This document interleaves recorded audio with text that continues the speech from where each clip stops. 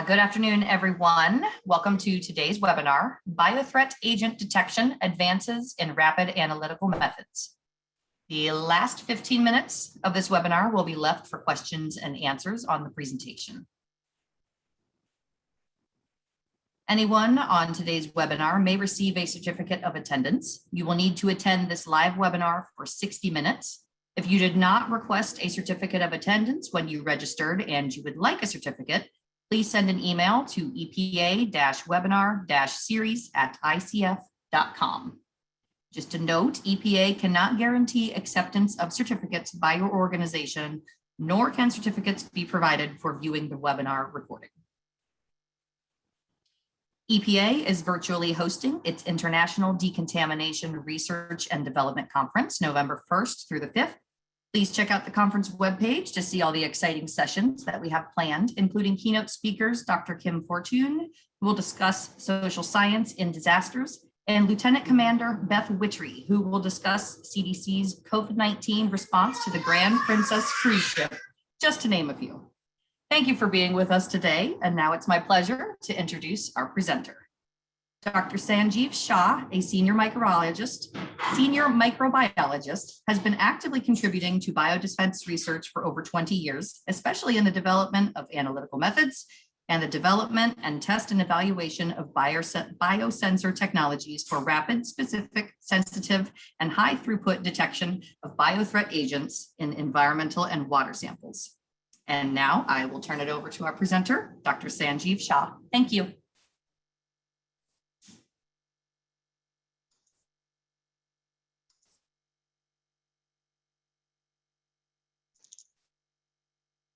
Hey, Shar, can you hear me clearly? Yes, we can. Okay. Did you hand over the control to me? I did not see the request for the control yet. So my computer was frozen. Oh. And now I am requesting. There it is. There you go. So now we wait for a few seconds. Anyway, thanks, Shar, for the introduction, and thanks for helping out with the slides and verifying that my voice is clear. And as I start talking, I make sure that everybody can hear me well. So hello to all attendees from within the United States, Canada, and our other international partner countries. It is an honor to present to you today's webinar on biothreat agent detection, advances in rapid viability analytical methods. This webinar is a part of EPA's Emergency Response Research webinar series. And many of you might have attended the last webinar given by the leaders from EPA Office of Research and Development, Office of Emergency Management, and Office of Water, who refreshed our memories of 9/11 attacks and 2001 anthrax attacks as well. So let us continue with some important dates in that regard. I'm waiting for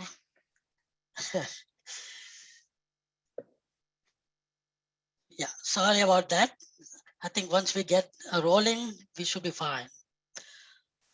So we all are in the middle of the 20th anniversary of the terrorist attacks, as pointed out by Dr. Greg Sales and Dr. Sean Ryan in last month's webinar. So September 11, 2001, terrorists hijacked 4 airline jets and crashed into 2 of the World Trade Center towers in New York City and 1 into the Pentagon in Washington, D.C. The first, September 18, 2001, the first letters containing anthrax-causing bacterial spores were mailed.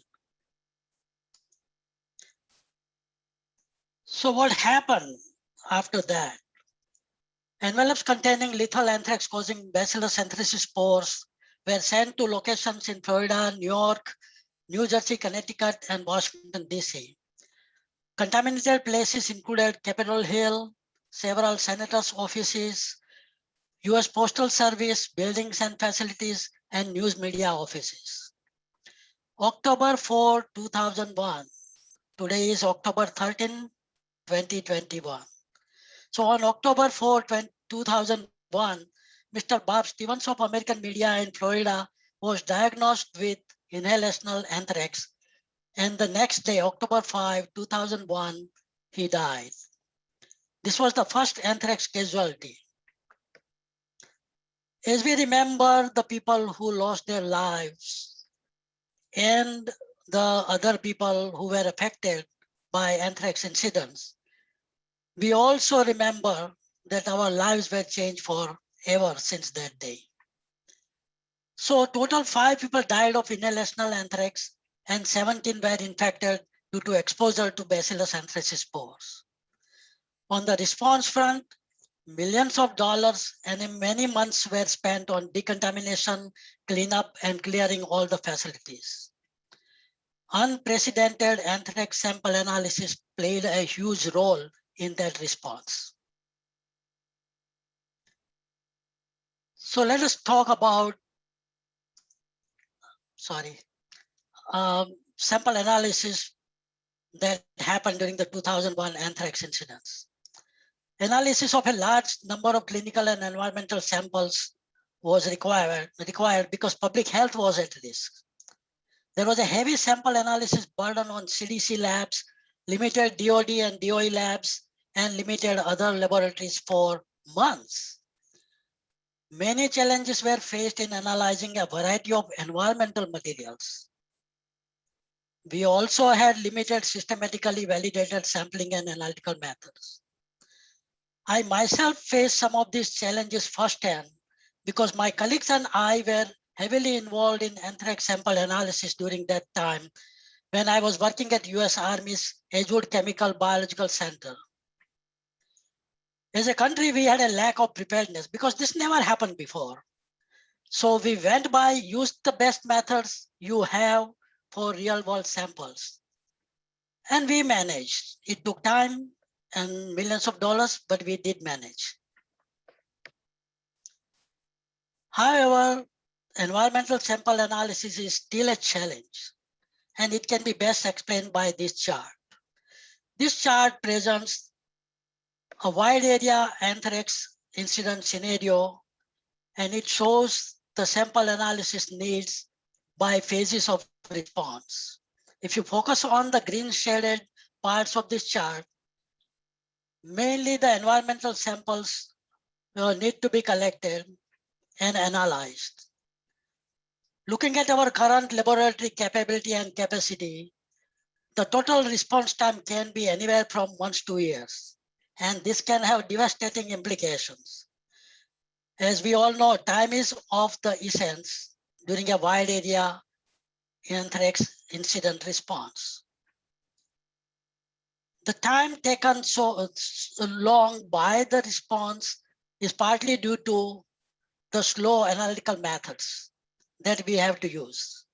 Therefore, there is a need for adequate laboratory capacity, at the same time need for a rapid analytical methods to analyze large number of samples in a timely manner to respond to a wide area bioterrorism incident. So what are the routinely used analytical methods? Many of you know all about it, but briefly, the real-time PCR and immunological assay methods are used to get rapid results to determine the extent of contamination during the incident. However, for a subset of samples, standard microbiological culture-based methods are also used. However, once you get the colonies of target organism, you still have to confirm the identity of the organism by real-time PCR. So overall, this method takes a long time to provide sample analysis results, and that time can vary from 2 to 7 days, depending on the biothreat agent involved in the incident.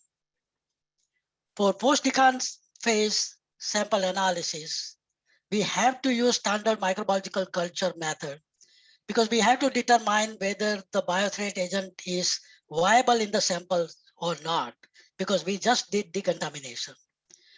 As I said, that standard microbiological culture-based method takes several days to provide results.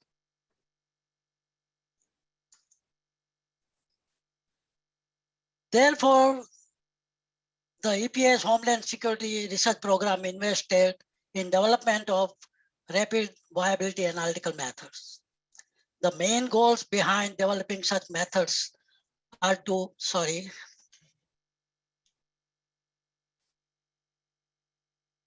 somehow the technology doesn't cooperate.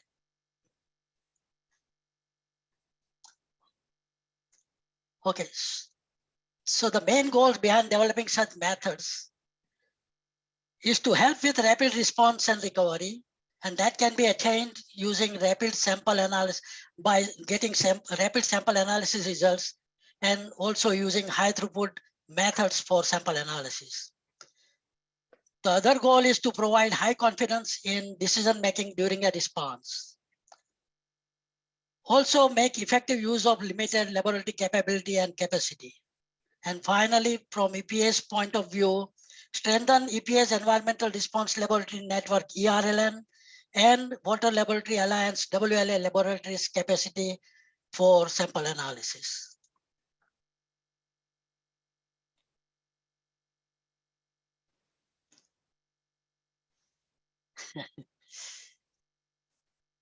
Okay, so as I said that EPA's Homeland Security Research Program invested in development of rapid viability analytical methods.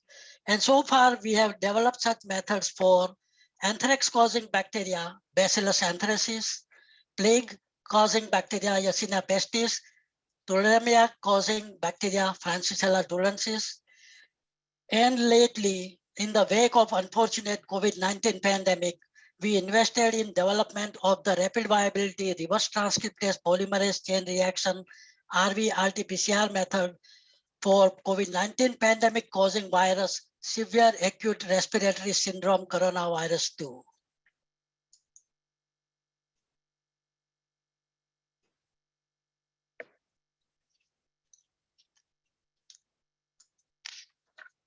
Okay. So what is the main principle behind the rapid viability analytical methods? Both the RV-PCR and RV-RT-PCR methods integrate a short incubation enrichment culture with highly specific and sensitive real-time PCR or RT-PCR analysis before and after incubation. And that allows to detect viable biothreat agents based on the change in the PCR or RT-PCR cycle threshold value difference that we call delta CD. The RV-PCR and RV-RT-PCR methods are not meant to replace the gold standard culture methods at this time. But looking at the sensitivity of all the affairs, they can be used to supplement the culture-based methods for rapid and high throughput sample analysis. All the rapid viability analytical methods were developed under a strong collaboration with Dr. Stacy Kane's group at the Department of Energy's Lawrence Livermore National Laboratory in California under interagency agreements. So let us jump on to the RV-PCR method for Bacillus anthracis now. The upper left box describes how the traditional culture method is performed to analyze the samples. The picture says a lot. So briefly, for one sample, 11 culture plates are used, one culture tube is used for enrichment, and at the end of incubation, anywhere from 18 to 24 to 36 hours, presumptive culture colonies are obtained, which have to be confirmed by PCR to determine the identity. So the results can be obtained within 48 to 72 hours. For 96 such samples, 1,056 plates, 285 dilution tubes, 21 liters of the growth medium, and multiple incubators are required. And here we were just talking about hundreds to thousands of samples in a wide area incident. As compared to that, the lower left box describes the RV-PCR method and how it is performed. So for one sample, one filter auto vial is required and 5 ml growth medium is required. You have to perform 2 PCR analyses as I mentioned before and after the incubation of your sample. And confirmed results are obtained within 14 to 16 hours. So for 96 samples, you need 480 ml medium, 96 filter vials, and maybe just one incubator to incubate those samples, and you get results within 14 to 16 hours or little longer. If the number of samples increase, it may take little longer. The right side of the picture also compares the timeline and throughput between the traditional culture-based method and the RT-PCR method. As I said, time is of the essence in a wide area biothreat incident response. Therefore, RT-PCR methods can provide rapidity and high throughput for analysis of large number of samples in a timely manner.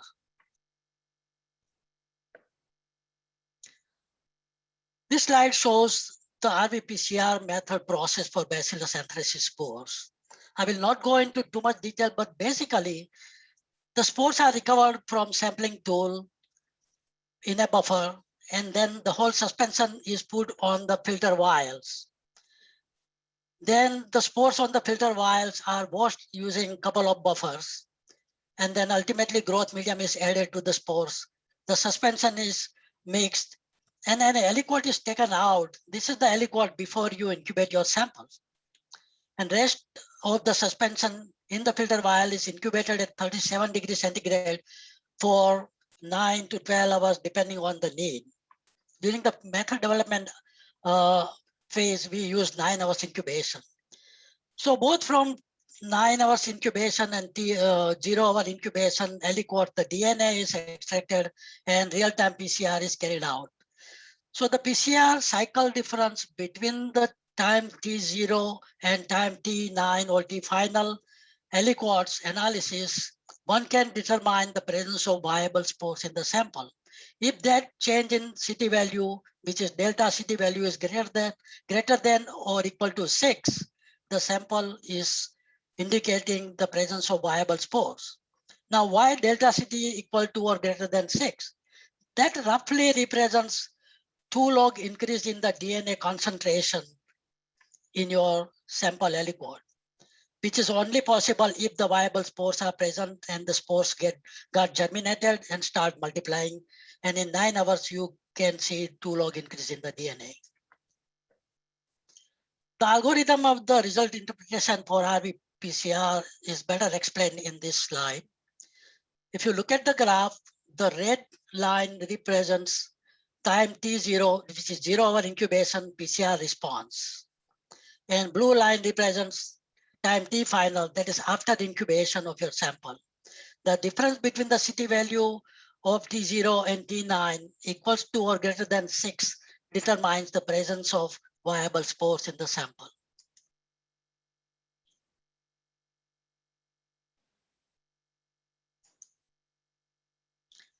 So far, we have developed a rapid viability PCR method for Bacillus anthracis analysis for air filter sample type, surface swabs, wipes, sponge sticks, vacuum socks and filters, vacuum filter cassette, which uses 37 mm filter, and water samples.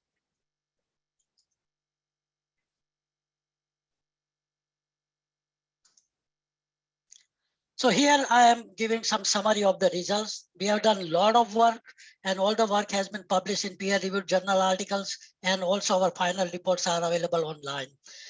So therefore, this summary gives you some idea about the method's power. So please look at column number 1 with present sample type, and column number 2 presents how many spores or colony forming units were spiked in each of these sample types for these experiments. Column number 3, 4, and 5 present the PCR assays and the delta CT values for each assay for different sample types. So basically, the samples were spiked with Bacillus anthracis spores.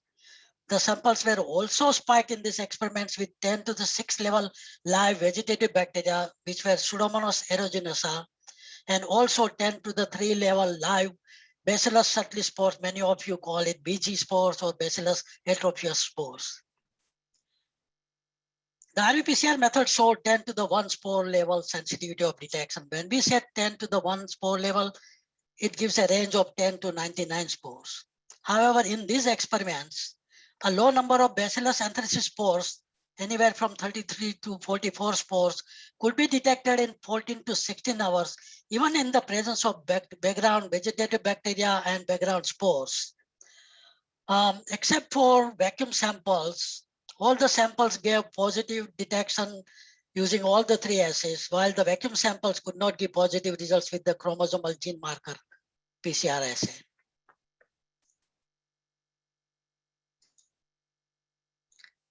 So here are some conclusions and applications for Bacillus anthracis RT-PCR method.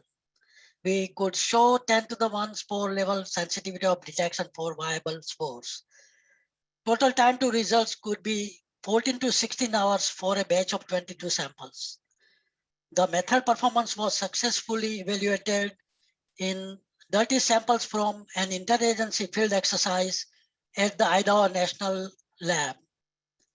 The method performance was also evaluated with high debris levels for vacuum samples collected from exposed subway car, HVAC filters, and train car surfaces. This was done under a separate study, which was funded by Department of Homeland Security under the Underground Transportation Restoration UTR program. The method is currently used in various projects under the DHS-funded Coastal Operational Resilience Analysis of Coastal Operational Resilience or ANCHOR program for the US Coast Guard Preparedness for Biothreat Agent Response. The method is also used by the scientists in Singapore Defense Science Office Laboratories and Singapore National Environmental Agency. Let us jump on to the RT-PCR methods for Y-Pestis and F-tolerances. If you look at the bottom part, I already described how the traditional culture-based method is performed for sample analysis. The difference here between the Bacillus anthracis analysis and Y-Pestis and Francisella tularensis analysis is the confirmed results time. These bacteria grow slowly, and it takes anywhere from 48 to 72 hours for incubation and then colony confirmation by PCR analysis. So the time to results can be anywhere from 70 to 96 hours. In comparison to that, the RT-PCR requires for one sample, one well in a 48 well plate.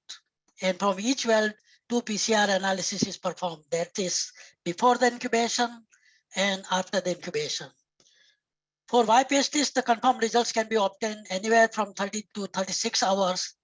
And for Francisella tularensis, it can take 36 to 42 hours. Another important point I would like to make here is that the liquid broth culture-based media methods are better for viable but non-culturable VBNC cell detection. Because many times the VBNC cells can grow better in liquid medium and they cannot grow on solid agar media. So 48 well plate can be used for Y-Pestis and F-toleransis RT-PCR method. And multiple such 48 well plates can be accommodated in just one incubator. So you can do high throughput sample analysis without requiring multiple incubators and generating relatively very less biosafety level laboratory waste.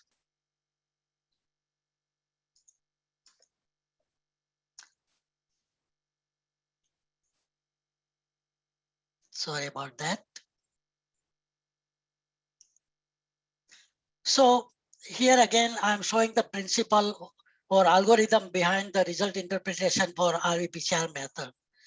For Y-Pestis and F-toleransis RT-PCR methods also the same algorithm applies.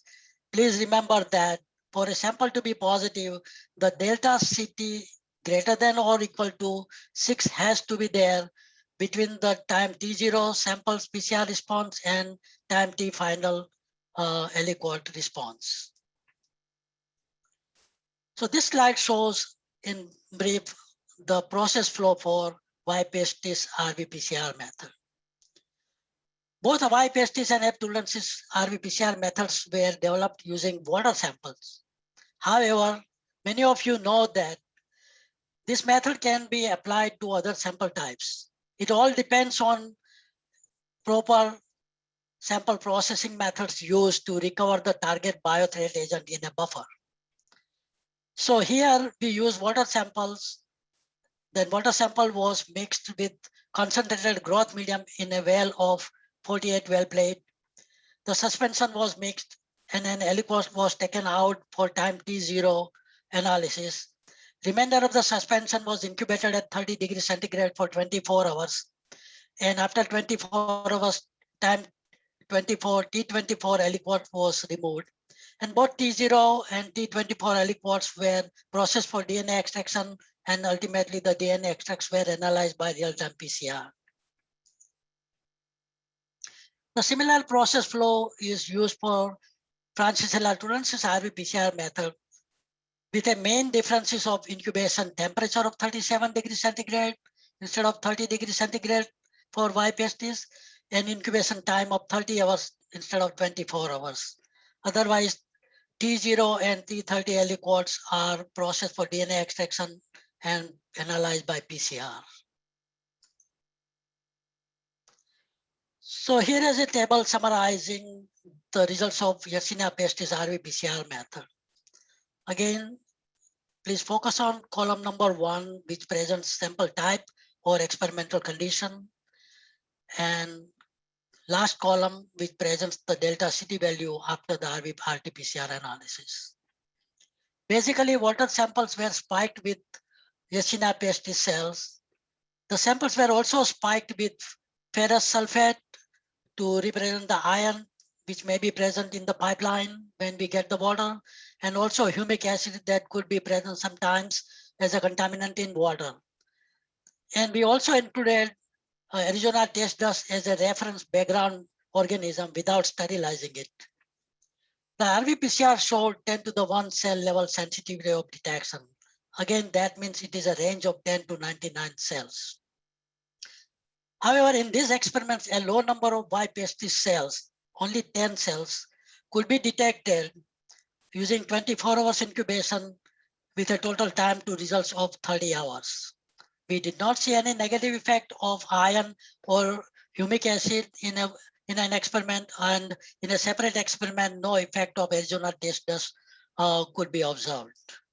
So that shows the method behaved in a robust manner and provided high sensitivity of detection in less time. Similarly, we evaluated the Francisella tularensis method. So column number 1, again, presents sample type and experimental conditions, and last column presents the delta CT value when the sample aliquots were analyzed by RT-PCR. Basically, water samples were spiked with Francisella tularensis sample cells. They were also spiked with ferrous sulfate and humic acid. RT-PCR method maintained the same sensitivity of detection. In this experiment, a low number of Francisella tularensis, which were 12 CFUs or cells, which could be detected in about 36 hours.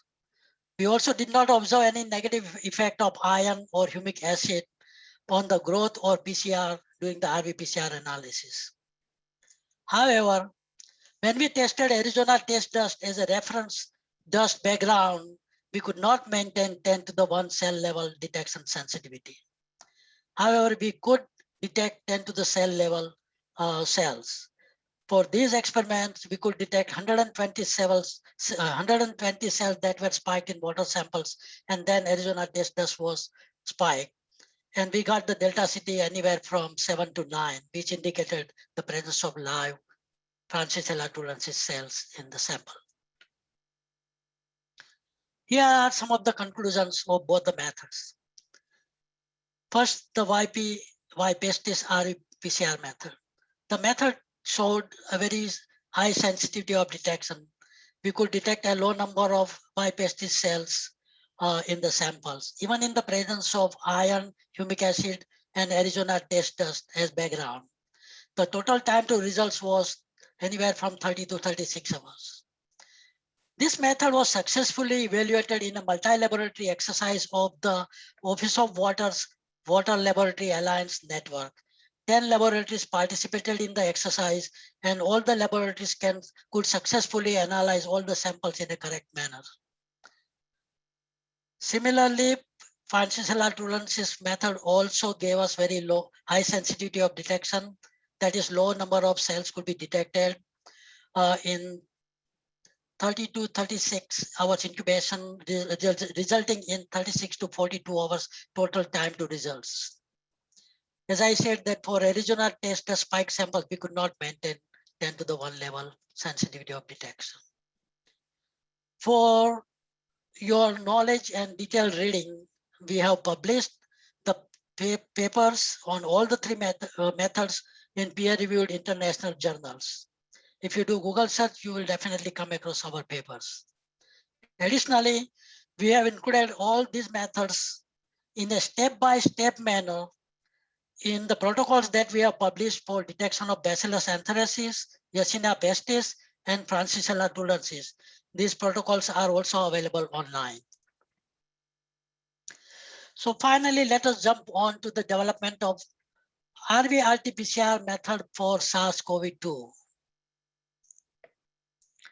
So looking at this figure in this slide, many of us know what is going on.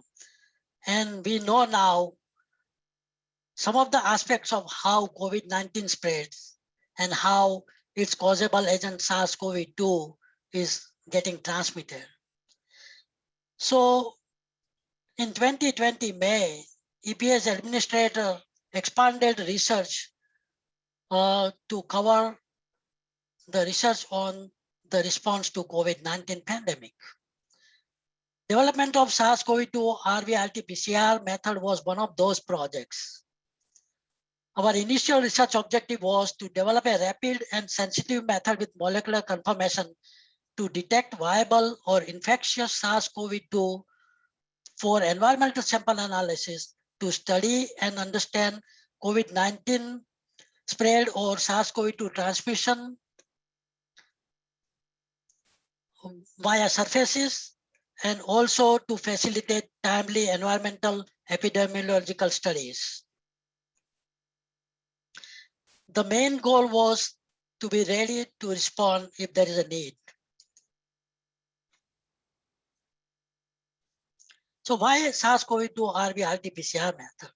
As many of you know, during the first few months of COVID-19 pandemic, most of the studies on surface stability or persistence of this virus were done using RT-PCR method or RT-PCR analysis. The RT-PCR method can just detect the RNA of the virus without giving any indication of the presence of infectious virus. As of now, most of the very few studies focused on detecting infectious SARS-CoV-2 using traditional cell culture-based method, which takes several days for sample analysis results. And this method also provides a very limited sample analysis throughput. Therefore, a rapid, sensitive, and high throughput analysis method was needed. In the bottom part of the slide, I have compared the RV-RT-PCR method with traditional cell culture-based method. The RV-RT-PCR method that we have developed uses 96-well format.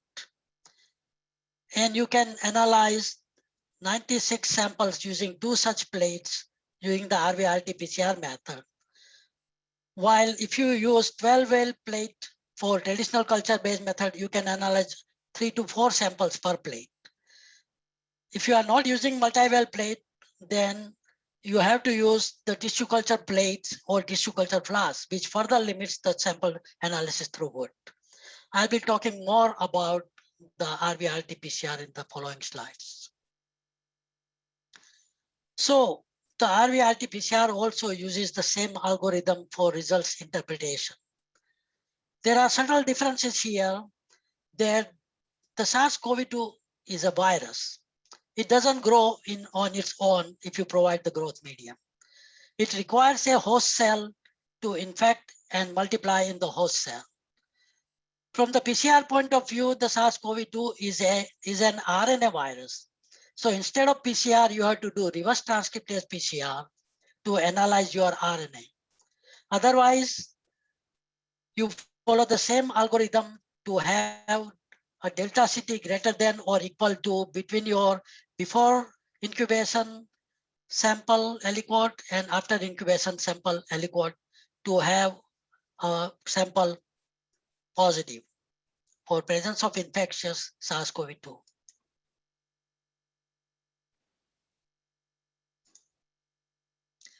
Here is a process flowchart for RT-PCR method development.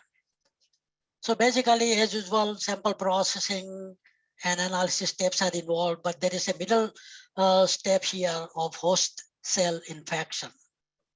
So basically what we did was we had spiked the virus into the swab or swab swatches. We vortex mixed the sample and recovered the virus particles. We have to call them virions here because they are infectious. And we concentrated the virions using ultrafiltration device. After collecting the retentate, the suspension was again filtered using the 0.22 micron filter, because if we are talking about environmental samples, it can have other organisms and other matrices that can interfere with host cell infection. So from the filtrate, we divide it into two parts. 100 microliters goes into the T0 before incubation well of 196 well plate, and another aliquot of 100 microliters was pipetted in a well of another 96 well plate. To infect, these plates were already having the Viro E6 cells plated the day prior. So after we pipetted the virus virion suspension, we allowed the virus to infect Viro E6 cells in those 96 well plates. Incubation time was 1 to 2 hours for initial testing. And after the incubation, infection incubation, the wells were washed with the medium was removed, the wells were washed with the medium, and then fresh medium was added. For the T0 well plate, before infection plate, before post-infection incubation plate, we just stored that plate at low temperature. And the T final or for infection for incubation after the infection plate, we incubated that plate for 9 to 12 hours at 37 degrees centigrade. So after the end of incubation, the plate was removed and the RNA was extracted from the wells of the T0 plate, that is before post-infection, and from the final plate, which was the after post-infection incubation. And the resultant RNA was analyzed by RT-PCR assays. So here I'm describing those same steps a little bit in detail here. We used Viro E6 as the SARS-CoV-2 host cell line, and we used 35,000 cells per well in a 96 well plate. This is done day prior so that you have enough cell density when you infect those cells with the collected virions. We first developed the method using the SARS-CoV-2 virion suspension to determine optimum infection period of 2 hours. We also determined optimum post-infection incubation time of 9 hours for high sensitivity of detection. For method development, we used CDC's N1 RT-PCR assay. We evaluated the method performance with SARS-CoV-2 spiked swab swatches. Why swatches? Many of you may remember that last year the swabs were not available due to a high clinical sample analysis demand.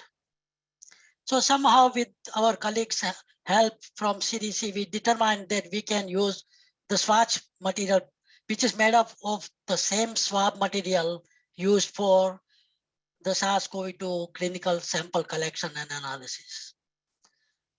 We incorporated sample concentration steps using the Amicon Ultrafilter 15 centrifugal filter device, which had a molecular weight cutoff of 10,000 kilodaltons, 10,000 daltons, sorry.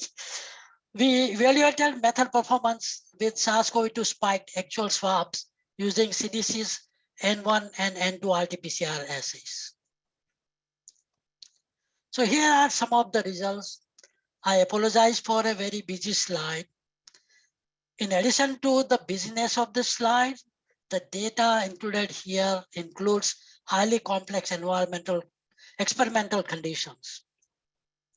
Therefore, I would like to request all of you, if you are interested in finding all the details about the experimental conditions and all the footnotes mentioned here, how the experiments were done, please refer to our peer-reviewed journal paper already published in Journal of Biological Methods. And also our final report is published and is available online. So in the best interest of time, let us focus on column number 1 of this table, which presents estimated virions or plaque-forming units spiked onto the swab swatches. Column number 3 presents the plaque-forming units or number of virions actually went into the RV-RT-PCR analysis after all the sample processing was done. And the last column presents the delta CT value for each number of virions tested in these experiments. We could detect 67 virions initially spiked on the swab swatches in 2 out of 3 replicates. That indicated some power of this method. So therefore, we determined that a low number of SARS-CoV-2 virus we could detect from swab swatches using a combination of 2 hours of infection period and 9 hours of post-infection incubation period. Here is also a final summary results using actual swab materials. We were fortunate finally to get some swabs made up of the same material that were used for SARS-CoV-2 sample collection. But the source of these swabs was a company called Senigen from South Korea. Here also the slide is very busy, so let us focus on column number 1, which presents the number of virions spiked per swab.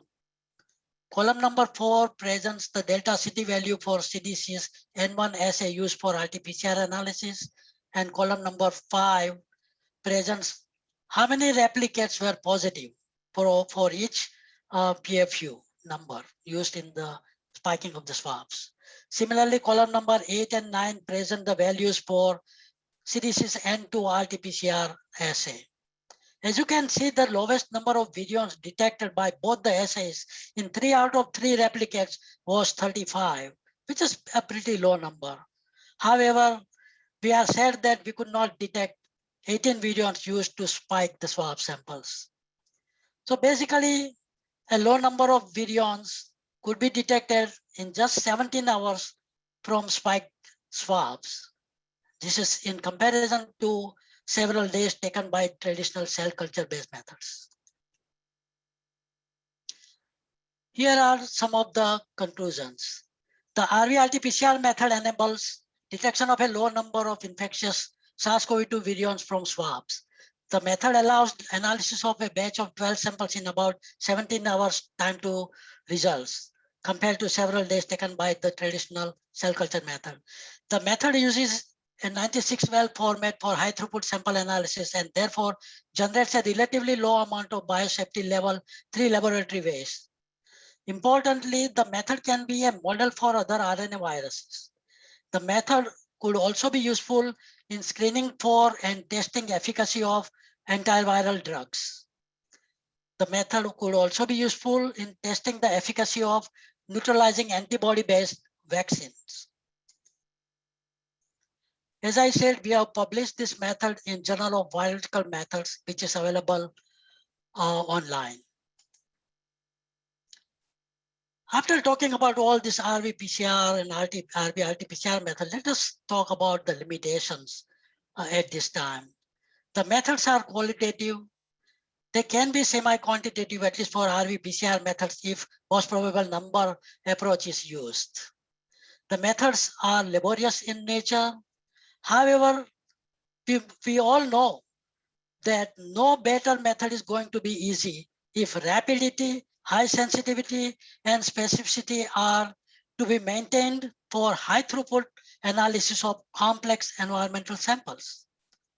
To mitigate it to a certain extent, automated DNA RNA extraction should be used, which can further shorten hands-on time, labor, can also reduce time to results, and most importantly, also reduce potential pathogen exposure. The shorter the time you spend in biosafety level laboratory, the safer you are.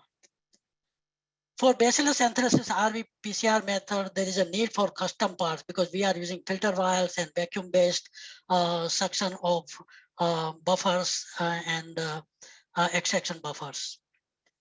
There is a limited laboratory capability for Bacillus anthracis RT-PCR.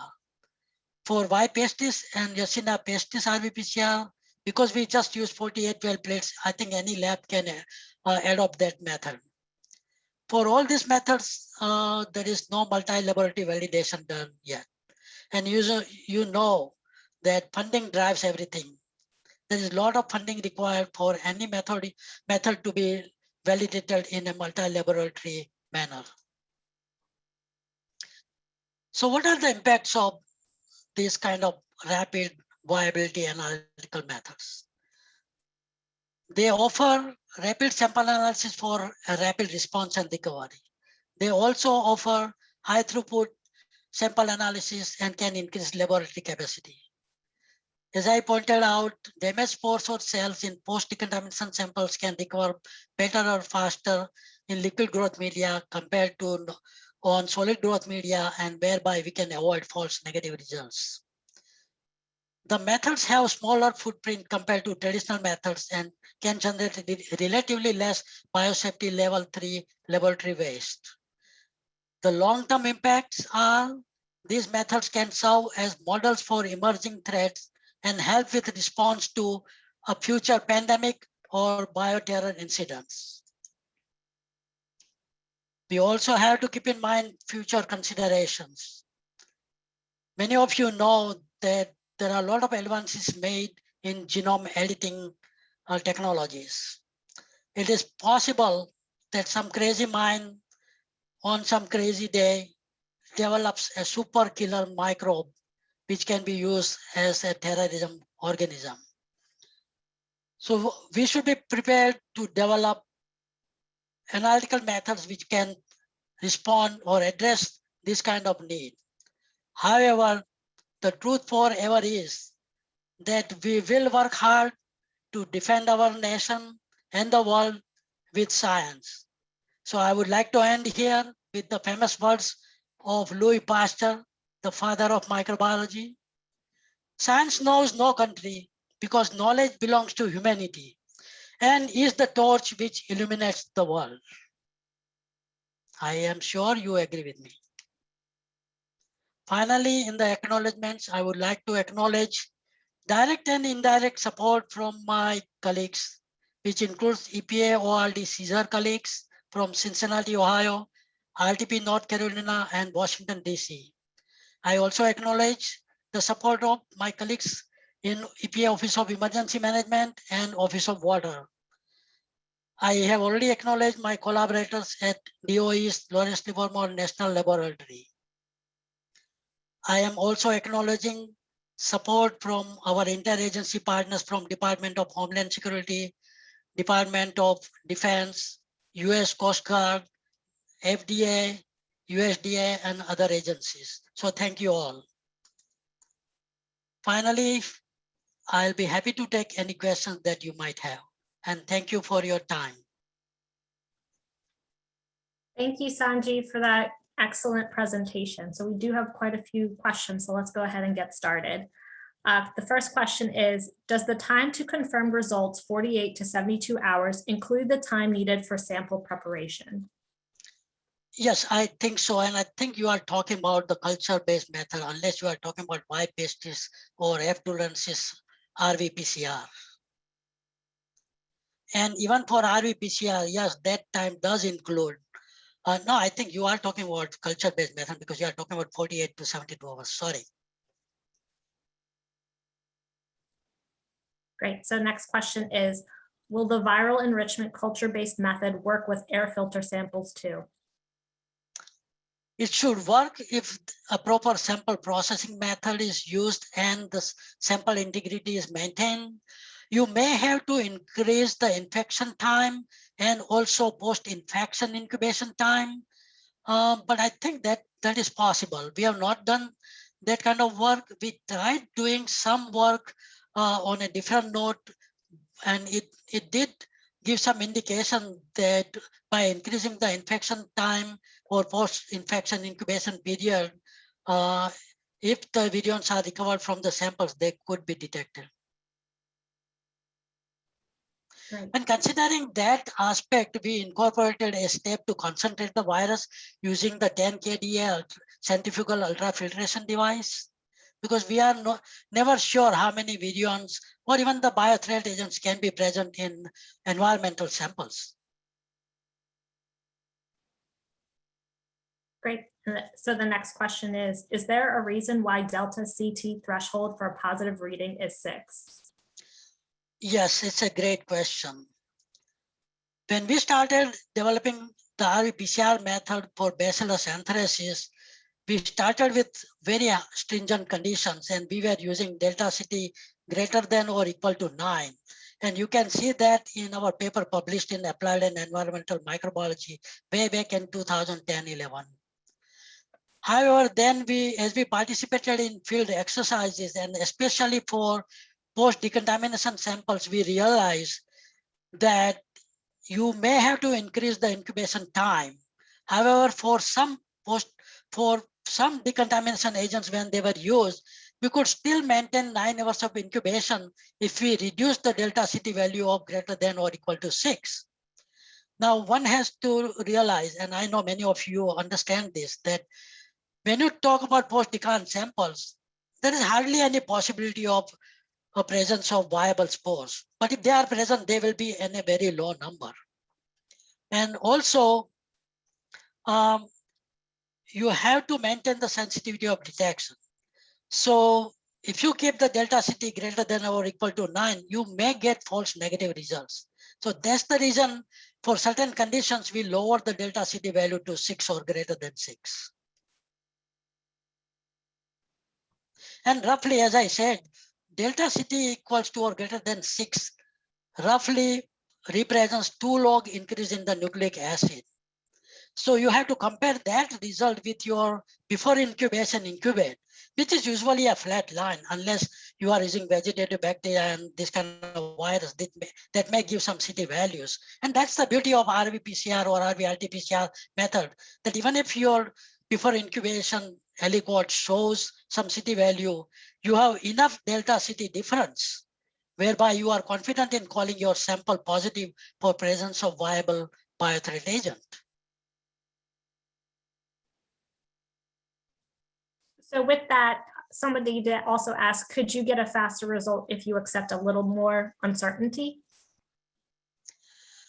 It is possible, but I am a data-minded guy. I need to generate the data and show you that.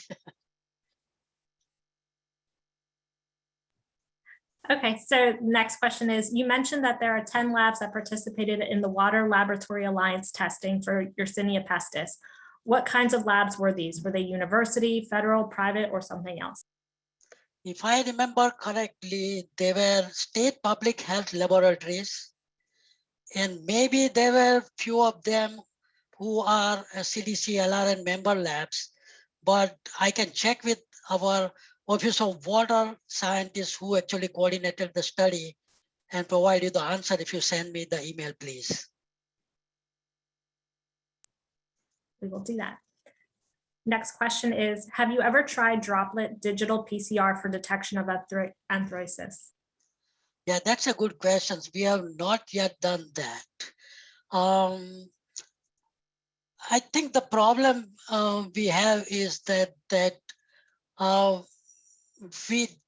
we have limited funding, and we have to develop the methods for as many biothreat agents as possible.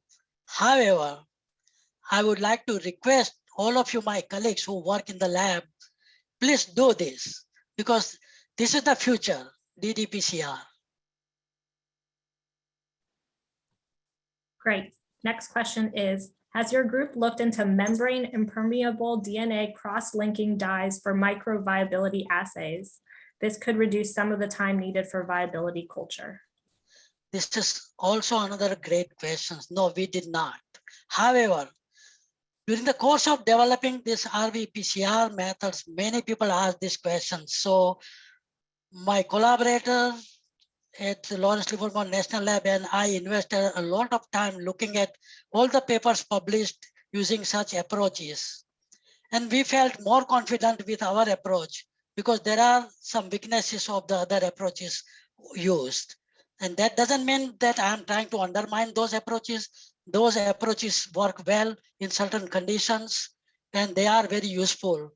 But we did enough investigation whereby we thought that we will continue with our approach. Otherwise, we are dying to cut down the time and shorten the time to results.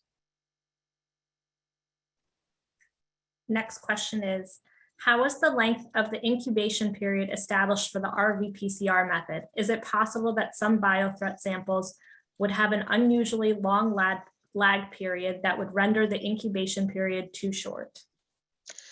Yeah, actually, RV-PCR method for bacillus anthracis was developed in different phases. And when we started developing the method, I was shooting for the fastest method. And it's like we tried different times for incubations. And I think if you look at our final report of 2010-11, you will find on the details on how many different time points we had used for incubation.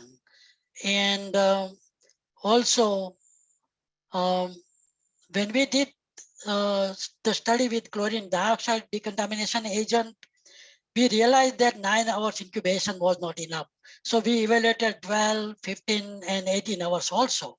And finally, we could see or maintain the sensitivity of detection using 12 hours, but not 9 hours of incubation. So we did try, but we might not have tried the whole range of incubation hours because we were trying to develop the faster method. Okay, we're going to take 2 more questions. So, how common is it to detect non-viable, non-culturable pathogen? It seems like even PCR detection at time 0 would be concerning and kick off an emergency response. Great question. I love this question because we go by the delta CT value. While working on the Y pestis and F tolerances RV-PCR methods, we did come across when T0 aliquot showed, and they invariably showed CT values. We also studied the method performance using inactivated Bacillus anthracis spores, inactivated Y pestis cells, and Francisella tularensis cells. So you can imagine that T0 will always give you CT values. If you increase the number of inactivated cells or spores to spike your samples, the lower will be the PCR CT value. However, after incubation, if you have the CT difference of greater than or equal to 6, you must feel confident that your sample had viable organisms. And because of that reason only, we got increase in DNA concentration, which resulted into even lower CT value for incubated samples. And as long as you have the delta CT value of greater than or equal to 6, I think you should feel confident about your sample being positive. Great. And the last question for today is, could these methods be adapted for fungi? I think so, but we have not done the work. But looking at my long microbiology experience, there are some fungi and even yeast, they grow relatively faster. And I think they can be tested to develop such methods. The complication can be for some of the fungi is the mycelial growth pattern of such organisms and then extracting the nucleic acid. So I can envision some of the challenges, but only time we can realize whether the method can work and how good the method can work is by doing actual experiments. Great. Thank you so much, Sanjeev. And thank you everyone for participating in today's webinar. With that, we Thank you conclude- all.